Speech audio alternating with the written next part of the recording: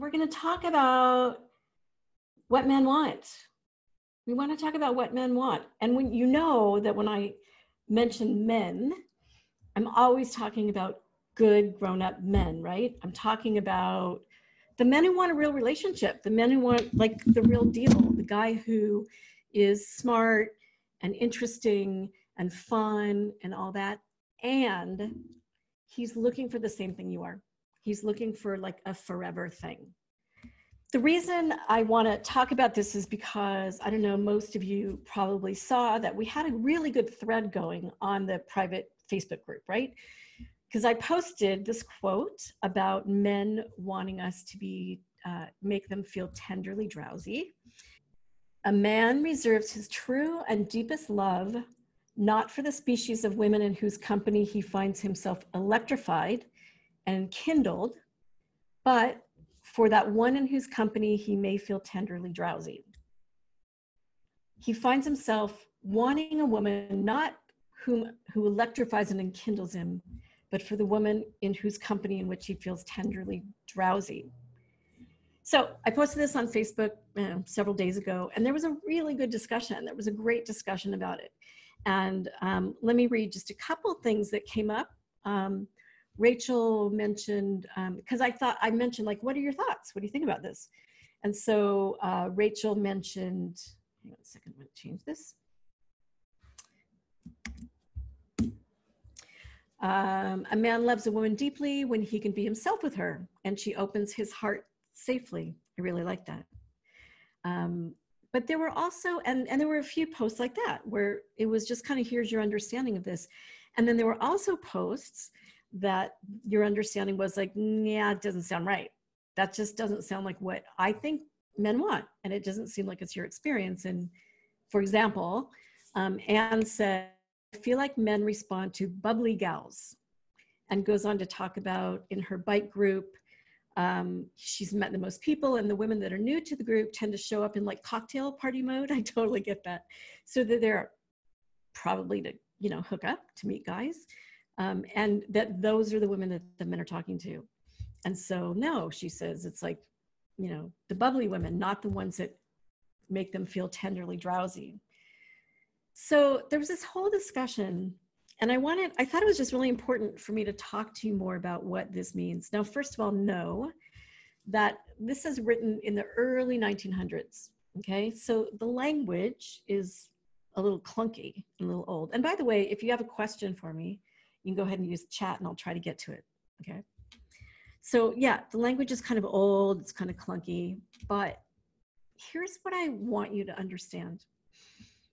I want you to understand, well, let me ask you a question, and I want to hear from you. Have you ever had the situation where you've been on a date and it's been really great, right? You've been on a date, there's a great conversation, maybe there's some kind of really good rapport, there's back and forth, you talked about all kinds of really great stuff, and it's been really exciting, and you go home feeling like you really like this guy, and you're pretty sure that he likes you because you had this really, you know, great conversation. Have you ever had that date, gone home, and never heard from the guy? Have you ever heard, like, gone home thinking, that was really cool, we really clicked, we really connected, and then never heard from the guy? I want to hear from you. I want you to use your chat, and I want to hear from you. I know when I was dating, that happened relatively common. It was relatively common that when I did have a good conversation, which I'm not saying that was common, but when I did, I really thought like, oh my God, we clicked, right? Like he gets me, we get each other, we have things to talk about, it's really fun. And then when I didn't hear from him, it was, I don't know, it was just so surprising. There's a reason this happens, and it's because this idea that conversation was great and it was exciting, maybe there's some, you know, back and forth and you have good rapport and all that, that's great, and that feels good for us. We want somebody we can converse with and have that sort of electrifying experience with, right? It's not on the top of men's list. It's not on the top of men's list. So what is this tenderly drowsy thing about. It's about men being different. It's about men being different. So think about the man that you want, the guy that you want. He's confident, he's grounded, he's, like I said, he's interesting. The guy that you want knows what he wants, knows how to get it. He's very clear that he wants a relationship. And he's probably strong and responsible and all that grown-up stuff. Well, that guy, in the rest of his life, not with women, but in the rest of his life, that guy consistently has to show up being the strong, responsible, serious guy. That guy doesn't hang out with his guy friends and his dude friends and talk about how sad he is that the woman he went out with last week doesn't want to go out with him again. That guy doesn't call like Bob, hey Bob, you want to go out to dinner? Because he really wants to like share his feelings about whatever it is, whether it's about dating, whether it's about his career, whatever. It's not what men do. We do that, right? We have things that are feelings oriented, and we call a girlfriend and we share and we get comfort, and she like brings us down to earth. She makes us maybe feel tenderly drowsy, like, whew, because that's what I'm talking about. It's that feeling of, kind of like Rachel said, it's that feeling of being able to open your heart safely. It's that feeling of safe is a really big part of it. That feeling of being secure, the feeling of like, you're okay. You're okay. It's good. And that's really different than, So we can go to our girlfriends and we can get that. Men don't get that in their lives. When he's with his buddies, that guy that you want, that like alpha dude that you want, I know we use that in our conversation, alpha. I'm just going to sort of stereotype it there. That guy, when he's with his friends, it's usually surrounded, it's about an activity. They're playing basketball, they're playing poker, they're doing something. He can bitch about maybe work sucked and it's, that kind of thing, but he's not doing anything having to do with feelings. He's not able, in fact, to even talk about something maybe that he really wanted that didn't work out, or a big mistake that he made, or something he feels bad about maybe in his personal life. That's not the way men communicate with one another, right? Does that make sense? Yet, it is the way we do. We have each other to do that with. And so this dude that you want, he and the rest of his life has that competition. He has that requirement to show up being really strong and in control and right and making decisions and being right and not complaining and all that stuff. That dude shows up like that in probably all the rest of his life. And so with you, he wants to be able to rest. He wants to be able to rest. That guy wants to be able to feel tenderly drowsy. He wants to be able to like shred that proverbial suit that he has to wear all the time and just like be like a relaxed, nice guy and enjoy his time and feel safe, like I said. He does want to have fun. He does want to have intellectual stimulation. It's not black or white. It's not either or. And that's the trap that we tend to get into. I'm not saying that he always has to feel that way with a woman, because that's not true. Right? Feeling electrified, feeling enkindled. Yeah, he wants that. But that woman that only does that for him, that's his friends with benefits. That's his play buddy. That's the woman that maybe he dates, but he never makes a commitment with. And he ends up going to Susie or Mary after seeing you for a while. He's not picking you. And for the most part, that man that I'm talking about that you want, the reason he's picking Susie or Mary is because she does that. She stimulates him, right? Intellectually, obviously physically. She's fun. right? She maybe shows up in cocktail party mode, you know, like Anne talked about, but she also gives him the gift of being able to just be, not have to be proving himself, not having to be competitive, not having to stick up for himself, or like I said, really it's about proving something. Mary or Susie, when he's picking her, it's because he can feel at peace. It's one of the very few opportunities man has a grown-up, responsible, together guy. It's really the rare opportunity that he has, is to be with the woman who lets him do that. To be with a woman, because she's the only one who's going to let him be that dude. And just rest. And I'm sure you've heard like the idea about, wow, it's so great. Men say this, I think, more than women, but we do too. It's so great to be able to just be and not have to talk, right? It's just so great to be able to just be together, doing, you know, reading, whatever you're doing, and feel comfortable without constant conversation. And most men do not like conversation as much as we do. You all know that. There's some guys that, I know what you're going to say, there's some guys that, oh my God, they talk their heads off. And a lot of them do when they're early while they're dating. It's another story. A lot of them do that. And you know why? Because they've lived that life where the only place they can actually express themselves is with women. So when he's sitting across from you on like a first date kind of thing, and there's this lovely woman sitting across from him, and she's like listening, she's got, you know, body language, right? She's got her open body language, and she's smiling. And she's like, uh-huh. That's part of the reason why some men just blah, blah, blah, blah, especially older guys, because there's nowhere else they can do that.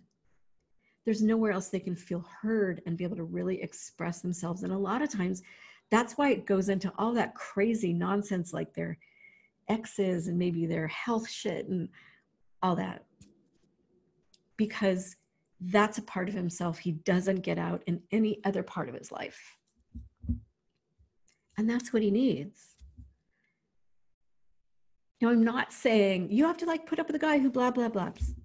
I'm just using that as an example to show you how so many men, because it happens a lot. I hear this from women a lot. Men talk so much. They really just, they miss the opportunity to be able to do that. And the only time they can do that is when they have a really special woman in their life who lets him do that. And when you're sitting there at a date letting him do that, it's magic. It's giving a man the gift of being able to feel tenderly drowsy with you, of being able to feel safe, of being able to feel accepted, of being able to have the latitude to be imperfect and not have to compete and not have to prove himself. And just to feel seen and like you're trying to understand him. And to feel good about himself. And when you're feeling that way, think about when you're feeling that way with a man, when you're, that's kind of how I feel with Larry almost all the time. Tenderly drowsy, I can just be myself. I don't have to think about everything I'm saying. I don't have to like, you know, put on some kind of act when I'm feeling like crap. I don't have to compete. I don't have to, you know, do a little dance. Because isn't that what you want too? You want the exciting times. You want the back and forth. You want the witty repartee, which we love. But that is not on the top of men's list. It may be on the list, but on the top of his list is to feel like I'm talking about that example of tenderly drowsy. And and if you have any questions, I welcome you. I really welcome you to use chat and give me any questions. If it's not making sense to you, if you disagree with me, go for it. Go for it.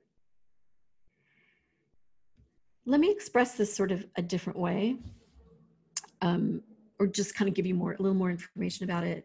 So Rachel Greenwald, who I love, she writes great books and she's a matchmaker. She does really good work.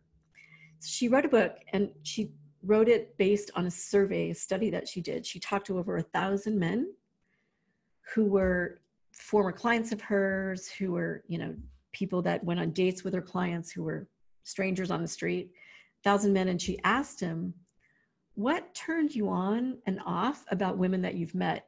And what happened? What was the moment when you first knew that a woman was special, that told you that she might be future wife potential? What was it that made you go, wow, she could be like the real deal, versus, oh, she's fun, I want to go out with her again, but she's fun, she's interesting? What gave you that aha moment? And the number one most frequent answer that men cited about when they knew they were with a woman with future wife potential was that she was kind. She was kind. It wasn't that she had big boobs. It wasn't that she cracked them up. It wasn't that she was bubbly. They basically all said, with examples they gave, that she was a nice person. That's what men are looking for. Nice person. And nice to him. And that means to men, allowing him to be tenderly drowsy. It could mean, like Larry talks about, and also other women that I know, their husbands, what sort of gave them that moment where it was like, oh, she's special.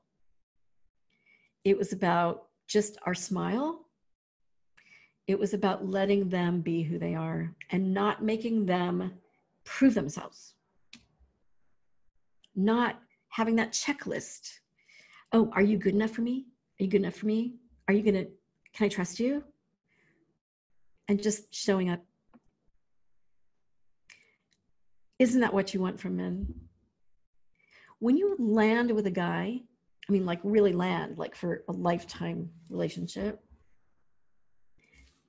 in addition to being excited and having fun, in addition to that, mustn't he be someone who makes you feel safe and who makes you feel accepted and who lets you just be who you are and not feel constantly judged and not feel like you have to be something he expects, but being yourself is all he needs, is for you to be you. And that's basically what Rachel saw in her survey, is the men that ended up chose these particular women, chose them because she was kind, thoughtful, considerate, easy to be with. And that's what I talk about when I talk about tenderly drowsy. That's how I read that quote. Now, we could read that quote differently. So let's maybe, you could take that quote and maybe put it aside. But what I'm telling you about what men want, ultimately, what has to be there, in addition to how smart you are and how great conversation is and all that, is there has to be something that touches his heart. Something that touches his heart. That's what's unique to women. You know, it's the polarity, it's the male-female polarity, right? And a man doesn't need you to be strong. A man doesn't need you to be really smart. A man doesn't need you to have conversation and to, be somehow someone that, that challenges him all the time. He gets that in all the rest of his life. He can do that with people he works with. you know, men and women, but he can do that in so many areas of his life. That's not what he's looking for in his lifetime partner. Just not. So Laura said, that's how I felt about a guy. Tell me more about that, if you will, Laura. And hi, by the way. Sarah had written on our Facebook group, my understanding from some of the other dating coaches is that men will date and marry women who make them feel good about themselves. Right? And so she said, I think the tender and the drowsy part, which to her means feeling safe and secure and appreciated, that's what brings out that connection that we want men to have, that makes us special, that makes him want to be with us more than Mary or Susie. And Sarah said it. And honestly, I want the same. I want a man who brings out my sense of feeling safe and appreciated. Now, some of you talked about it feeling like this was sexist, like feeling like, no, that's not what men want. Because, you know, like Ann said, it's true. These bubbly girls, yeah, these bubbly girls, they attract guys. Absolutely. When you go to your bike club, which is really cool that you do that, by the way, I recommend things like that to every one of you. When you go to that and there's those girls, sure, the men are going to be attracted to them, initially attracted to them. But Anne actually went on to tell the story about, yeah, later on, these guys came and started talking to her and started asking her questions on what's going on. And so they may play with those bubbly girls. They may even date them. But are they going to be attracted to them in a way in which they're thinking, I want to really get to know her. I want to spend time with her. I want to be with her. No. Those women aren't going to keep them interested that way if that's all they are. So how does that translate to real life? So, because it's a good question. So does this mean I should talk less on dates? Oh, no, it doesn't. What it means is, and this is a longer discussion, but I want to sort of wrap up by giving you some examples of, in real life examples of like, what does this look like in real life? So yeah, in real life, it means, yes, listening to a guy, being open, having open body language, excuse me, letting him talk about himself, just like he should let you. It's not a one-way thing, but showing that you do listen, you're a good listener, showing that you do care about getting to know him, not competing with him. It's really interesting to me. Women who we tend to have, really be feeling like led by our feelings, we are so turned on by intellect. We're so turned on by intellect. So many of the women that I've coached that have been in my love school program, it's like, what turns you on? Oh, witty repartee, intellect. So we as feeling animals, so to speak, this intellect thing turns us on, and men as more intellectual and less feeling, supposedly, they're looking to feel safe and accepted and so forth. And for some reason, when we're just getting to know one another, men are really good at recognizing when they feel that tenderly drowsy piece.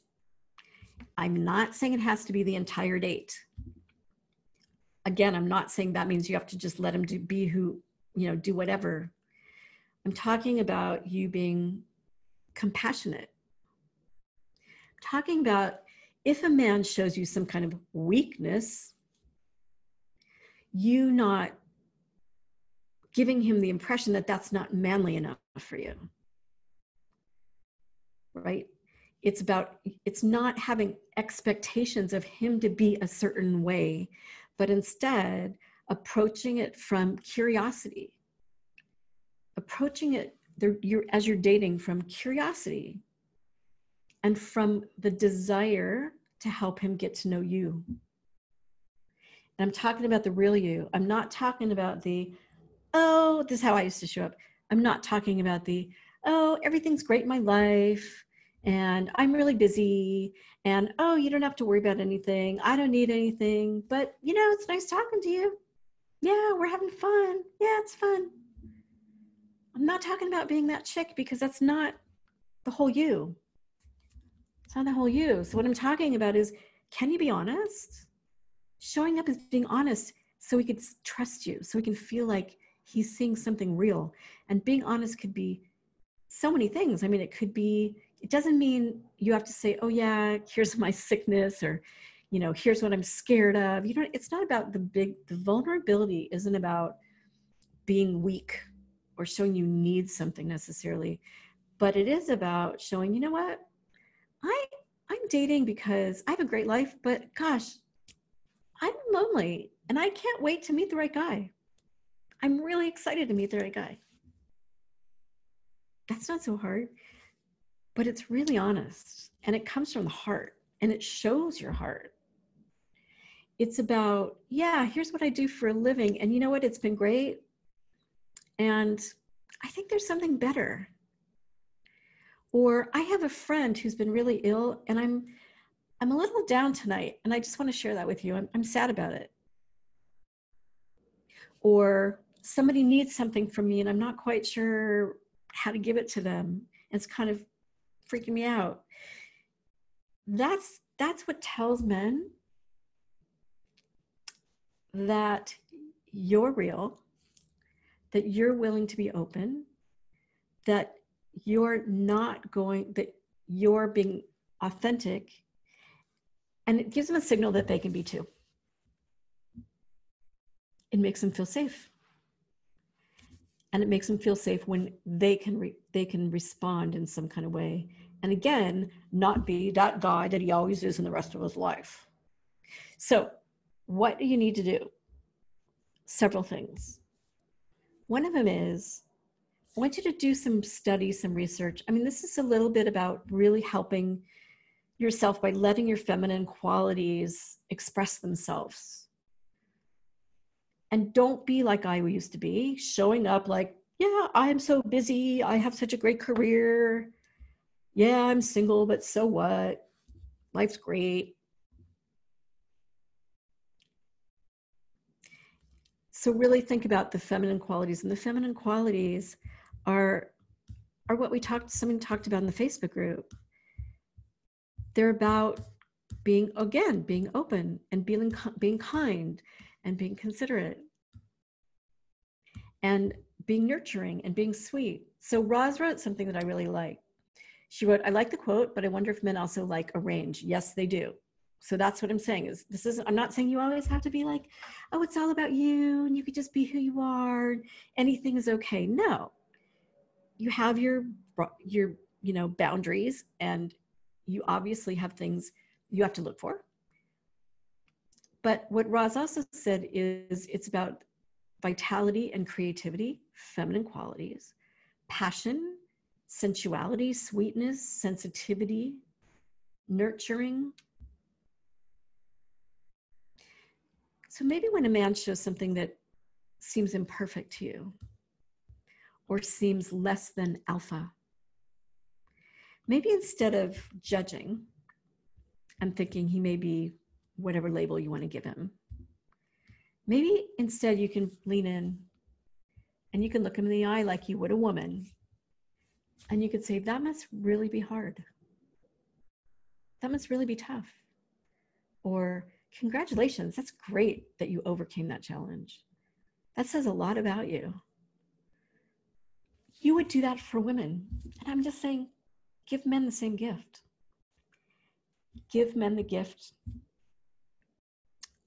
of allowing them to be real and not having to be, a circus animal trying to, entertain you.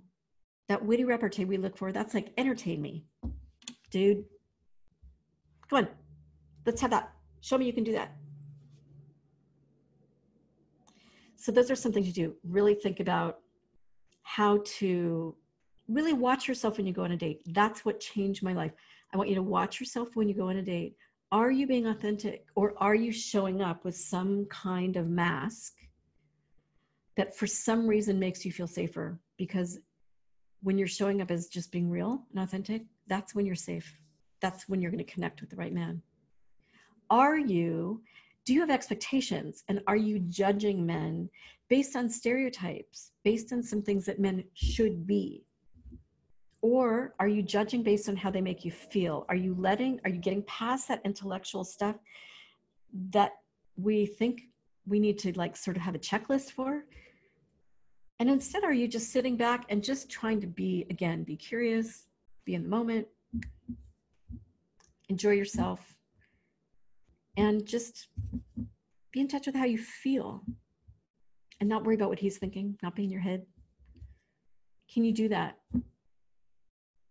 Can you not judge? And can you show that balance? So if you have any comments, any question, I'm going to wrap up. I really wanted you to understand why I think this quote, this tenderly drowsy piece, is so powerful. It will change your dating life if you can let a man feel that way with you. And again, not every minute, but he needs to see that piece of you. He needs to see that piece of you. He needs to see that it's in there. And being all excited and be all fun and being all smart and saying, oh yeah, I've been to this restaurant, it's so great. And talking about how great your career is and where you're traveling next with your girlfriends, all that stuff. I'm not saying don't talk about it, but that is not on the top of his list, okay? Just be the person you are, which is kind and sweet and sensitive and nurturing and interested in other people and how they feel. And, you know, like Rachel's guys said, the guys, 1,000 guys, they're going to choose women who are nice. These are the good guys. The good guys who are looking for the real deal, for the forever thing. It's not as complicated as we think. They want you to show some passion, and they want you to show some compassion. And they want to see that you're a nice woman, and he could be comfortable with you and feel safe and feel peace. These are the kind of things, I'm telling you, that changed my life. Literally, when I learned this and started watching myself on dates and knew about some of these ways to show up a little more authentically and sort of stop judging. Wow. I swear, within 6 months, I met Larry. Be good to yourselves, and I'll see you really soon, okay? All right, ladies. Night.